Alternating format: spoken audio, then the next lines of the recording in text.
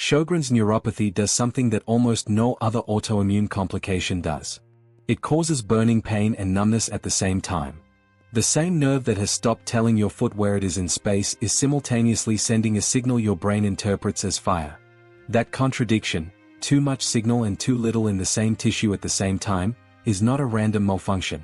It is what happens when immune cells target the very nerve fibers responsible for sensation. In Sjögren's, the immune system damages the small unmyelinated nerve fibers directly, and in some people it attacks the dorsal root ganglia, the clusters of sensory neurons that feed signals from the limbs into the spinal cord. When those neurons are inflamed or destroyed, the nerve oscillates between overreaction and silence. That is the fire and the numbness happening together. Understanding that mechanism is the beginning of understanding why specific movement applied correctly can change what medication alone often cannot. Hit subscribe and leave a like. That helps this channel reach more people who need it. The goal at Health Insight is 200,000 subscribers, and every single person who joins moves us closer. I am going to walk you through 7 exercises, each one targeting a different reason Sjögren's is stealing sensation and stability from your feet and legs, with the real science behind why each one works and exactly how to do them at home starting today. And if you want my Sjögren's symptom map that connects neuropathy to the 12 other ways this condition shows up in your body, type symptom map in the comments and I will drop the link directly. You already know something is wrong. Your body has been telling you for longer than anyone believed you. Peripheral neuropathy is one of the most under-discussed complications in Sjögren's. A 2023 systematic review and meta-analysis covering 49 studies and over 5,000 patients estimated the pooled prevalence of peripheral neuropathy in primary Sjögren's at around 15%. And one of the most important findings in that research is that neuropathic symptoms precede the Sjögren's diagnosis at a 2-to-1 ratio. Which means for many people watching this, the burning and numbness in your feet was your body signaling Sjögren's before anyone had a name for it. Most are managing those symptoms with one of 2 strategies. Medication that blunts the signal without addressing the underlying nerve environment. Or rest, on the assumption that the less demand placed on compromised tissue, the better. Both strategies have their place. Neither one restores what the nerve has lost. The exercises in this video are aimed at something different. These 7 movements come from peripheral neuropathy rehabilitation. Some are standard practice in post-chemotherapy neuropathy recovery programs. Some are drawn from diabetic foot care protocols used across Japanese rehabilitation medicine. All of them are directly applicable to the specific pattern of small fiber and sensory nerve involvement seen in Sjögren's neuropathy. None are experimental. All are appropriate for home use by adults managing neuropathic symptoms, provided you are not dealing with active wounds or skin breakdown on the feet, in which case your physician should be guiding any exercise protocol directly. One movement on this list I want you to hold in mind as we go. Most people, and many rheumatologists who are not neuropathy specialists, are unaware that nerves themselves need to move. Not the joints around them. The nerves. A nerve that has become adhered to the surrounding tissue through the chronic inflammation that defines Sjögren's, or through the reduced movement that fatigue forces on so many people with this condition, cannot transmit signals cleanly regardless of how healthy the nerve fiber itself may be. There is a specific mobilization technique used in peripheral neuropathy physical therapy that addresses exactly this, and it is the last thing we will cover today. Tell me in the comments which symptoms are you dealing with? Burning, numbness, tingling, or all 3?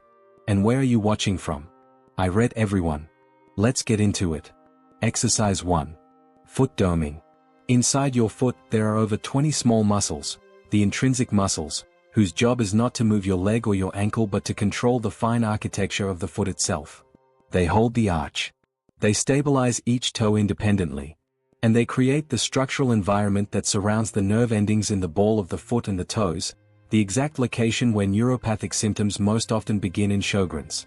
When these muscles atrophy, which happens faster than most people realize when activity decreases, and faster still when Sjögren's-related fatigue has reduced daily movement over months or years, the nerve endings lose their mechanical support. They become more exposed to pressure and compression with every step. Foot doming is the specific exercise that reactivates this muscle group without placing load through the forefoot where neuropathic pain is often concentrated. Sit in a chair with your foot flat on the floor. Without curling your toes, try to shorten the foot from heel to ball, as though you were trying to draw the ball of the foot toward the heel by lifting the arch. The toes stay relaxed and long. Only the arch moves. Hold for 5 seconds. Release fully. 10 repetitions per foot. It will feel unfamiliar at first, which is precisely the point. These muscles have likely not received a direct activation signal in a long time. The movement becomes cleaner with practice. Building strength in the intrinsic muscles addresses the structural environment of the nerve. What the nerve also needs, independently of that structure, is sensory input, and that requires a different approach entirely. If you are dealing with neuropathic symptoms in the ball of your foot or toes, type ARCH in the comments right now. I read every single one. Exercise 2. Sensory stimulation walk. In Japanese diabetic rehabilitation programs, sensory re-education has been a formal component of neuropathy care for decades. The underlying principle is one that neuroscience supports clearly, and it is especially relevant in Sjögren's, where small fiber neuropathy is the most frequently identified type. Small fiber neuropathy in Sjögren's targets the thinly myelinated A delta fibers and the unmyelinated C fibers, the exact fibers responsible for pain, temperature, and fine touch. Sensory nerve pathways that are not regularly stimulated do not remain at their current level of function. They decline. The nerve endings that have gone quiet will continue going quieter unless the brain receives regular input through them. Input that practice and repetition can in many cases partially restore. The sensory stimulation walk uses texture rather than distance. Place a thin towel folded twice on the floor beside a wall or sturdy chair. Stand on it in bare feet, holding the wall lightly for balance, and shift your weight slowly from heel to toe and side to side for 60 seconds. The slight unevenness of the folded towel creates varied pressure across the sole that a flat floor cannot. When this becomes easy, graduate to a textured bath mat, a folded non-slip rug, or a shallow tray filled with smooth dried beans or rice that the feet press into gently while standing. The goal is not discomfort. It is variety of sensation. Each different texture sends a slightly different signal pattern through the sensory nerves of the foot, maintaining the activity of those pathways in a way that walking on flat surfaces alone does not provide. Sensory stimulation works from the outside in, feeding signals into the nerve from the skin surface. The exercise that follows works from an entirely different direction, and it addresses something most people with Sjögren's neuropathy have never been told their nerves need. If you are dealing with numbness or loss of sensation in the soles of your feet, type texture in the comments right now. I read every single one. Exercise 3. Nerve gliding. For most of the history of neuropathy treatment, clinical attention focused almost entirely on the nerve fiber itself. Is it damaged? How severely? Over what length? The surrounding tissue, the fascia, the muscle sheets, the connective structures the nerve passes through on its path from the spine to the toes, was largely treated as background. Nerves were understood as wiring. Wiring does not need to move. The problem with that model is that nerves do move. With every bend of the knee, every flex of the ankle, every step taken, the sciatic nerve and its branches slide several centimeters through the surrounding tissue. A healthy nerve glides freely. In Sjögren's, the chronic systemic inflammation that defines the condition creates exactly the tissue environment that restricts this movement. A nerve surrounded by inflammatory byproducts or connective tissue changes from prolonged immune activity becomes adhered, tethered to the tissue around it. When it is then asked to move, it cannot travel its full range. The tension that results disrupts signal transmission in ways that are distinct from the fiber damage itself, and that do not respond to medications typically prescribed for neuropathic pain. Nerve gliding, sometimes called neural flossing, is now a standard component of peripheral neuropathy physical therapy for exactly this reason. Sit upright in a chair. Straighten one knee until the leg is fully extended in front of you. Then flex your foot so your toes point toward your shin. Hold for 3 seconds. Then simultaneously bend the knee and point the toes away from you. That alternating sequence, leg long, toes up, then knee bent, toes pointed, gently mobilizes the sciatic and tibial nerve through its full path from the lower back to the foot. 10 slow repetitions per side. Never force the range. The sensation should be a mild, tolerable stretch, not sharp pain. If you are dealing with a pulling, tight, or restricted feeling that runs down your leg into your foot, type tethered in the comments right now. I read every single one. Exercise 4. Ankle alphabet.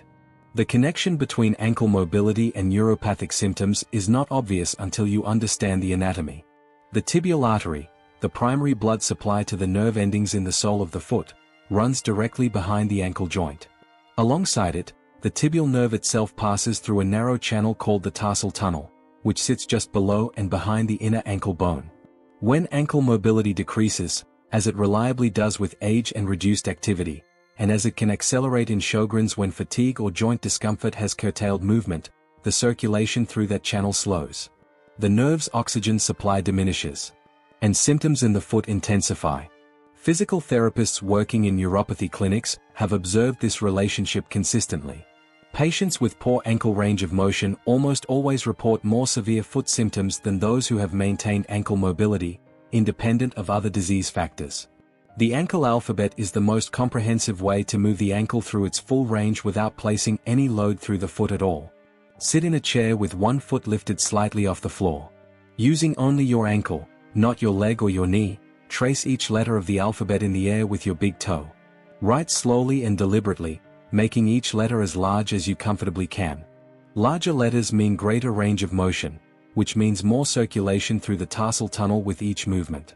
One full alphabet per foot once daily. If you are dealing with stiffness, swelling, or circulation-related heaviness in your ankles or feet, type alphabet in the comments right now. I read every single one. Exercise 5. Towel scrunches and marble pickups.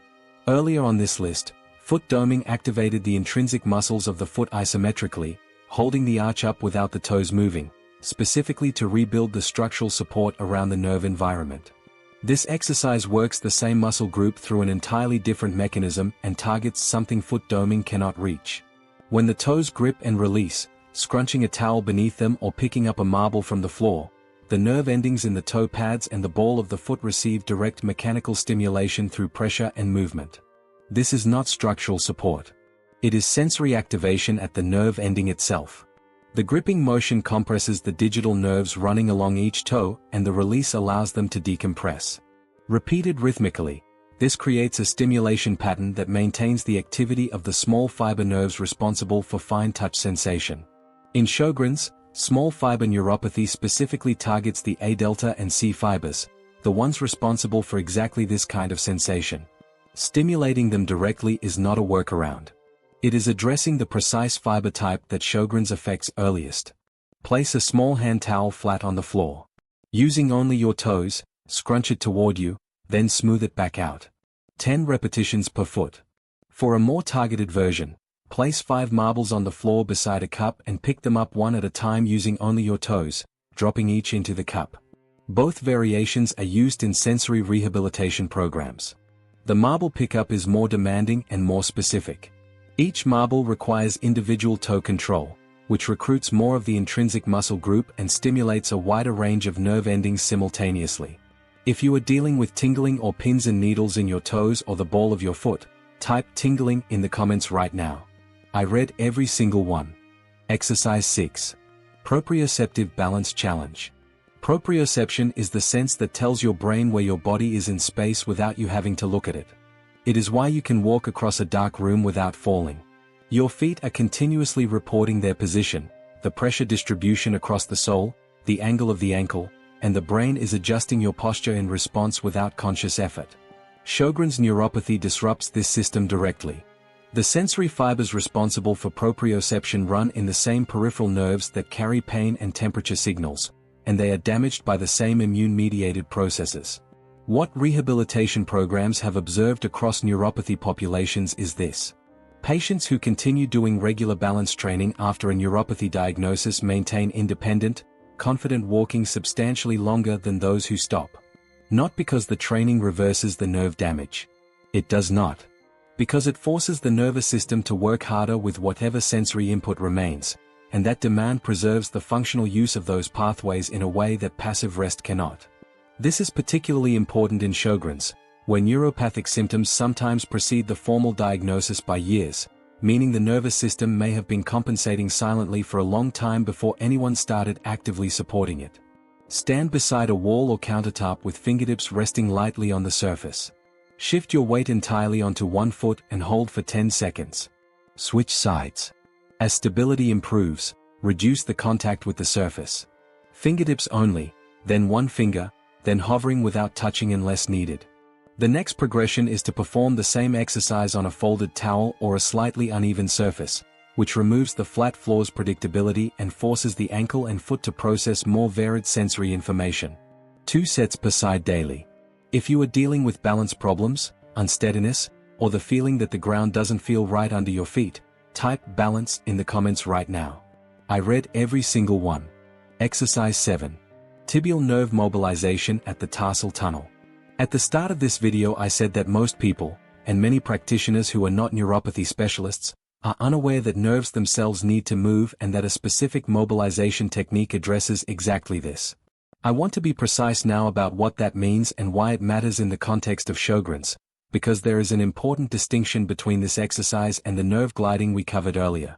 The nerve gliding in exercise 3 mobilized the sciatic and tibial nerve along its full length from the lower back all the way to the foot, using the knee and ankle as levers. That is a long-range technique. What it cannot do is address a specific anatomical site where the tibial nerve is particularly vulnerable to compression. That site is the tarsal tunnel. The tarsal tunnel is a narrow passage on the inner side of the ankle, just below and behind the ankle bone. The tibial nerve passes through it on its way into the foot alongside the tendons and blood vessels that supply the sole. In Sjögren's, the immune-mediated inflammation that affects the glands also affects connective tissue throughout the body, including the tissue that lines the tarsal tunnel. When that tunnel narrows through inflammation, fluid changes, or connective tissue involvement, the nerve becomes compressed at that single point. And because the tibial nerve branches from that point outward into the entire sole of the foot, compression there produces symptoms across the whole foot. Burning, tingling, and numbness in a distribution that is easy to attribute entirely to systemic neuropathy, but is at least in part a local mechanical problem with a local mechanical solution. The tibial nerve mobilization technique applies targeted tension and release directly at the tarsal tunnel by combining ankle and toe positions that move the nerve specifically through that passage. Sit in a chair with one foot resting on the opposite knee so the inner ankle is accessible and visible. Slowly turn the foot inward and downward. The movement is called inversion and plantar flexion, while simultaneously curling the toes downward. Hold that position for 3 seconds. This slackens the tibial nerve on its approach to the tarsal tunnel. Then slowly reverse both movements. Turn the foot outward and upward while pulling the toes back toward the shin. Hold for 3 seconds. This creates gentle tension through the nerve as it passes through the tunnel, mobilizing it against whatever tissue may be restricting its movement. 8 slow repetitions per foot. The sensation should feel like a deep, dull stretch along the inner ankle and into the sole. Stop if you feel sharp shooting pain, which signals you are loading the nerve beyond its current tolerance. Perform this exercise last in your session, after the other movements have already warmed the tissue and improved local circulation. A nerve mobilized in cold, stiff tissue responds less well and is more likely to provoke irritation. If you are dealing with burning or whole foot symptoms that feel like they are coming from deep inside the ankle, type tunnel in the comments right now. I read every single one. Closing. 7 exercises. Each one addressing a different reason the nerves in your feet and legs are struggling in Sjögren's. Foot doming rebuilds the intrinsic muscle structure that surrounds and supports the nerve endings. The sensory stimulation walk feeds varied input into pathways that go quieter without regular use. Nerve gliding restores the mobility of the nerve along its full length through the lower limb. The ankle alphabet maintains circulation through the tarsal tunnel and the tibial artery that feeds the foot. Towel scrunches and marble pickups activate the small fiber nerve endings in the toes and ball of the foot directly, the specific fiber type Sjögren's affects. The proprioceptive balance challenge preserves the nervous system's ability to use whatever sensory input remains. And tibial nerve mobilization addresses the specific anatomical point where the nerve is most commonly compressed, the one place where targeted local work can produce relief that no systemic treatment can replicate. Full instructions for each exercise, including repetitions, progressions, and sequencing guidance, are in the description below. Save it. Sjögren's neuropathy is not a condition that responds to a single intervention. It responds to consistent, layered attention to the nerve's environment. And that is exactly what these 7 movements provide. 20 to 30 minutes a day is enough. The cumulative effect maintained over weeks is meaningful. If this video reached you at the right moment, please share it with someone else managing Sjögren's. It might help. And leave a comment below. Tell me which symptom has been troubling you most and which of these exercises you are going to start with today. I read everyone. Thank you for your time.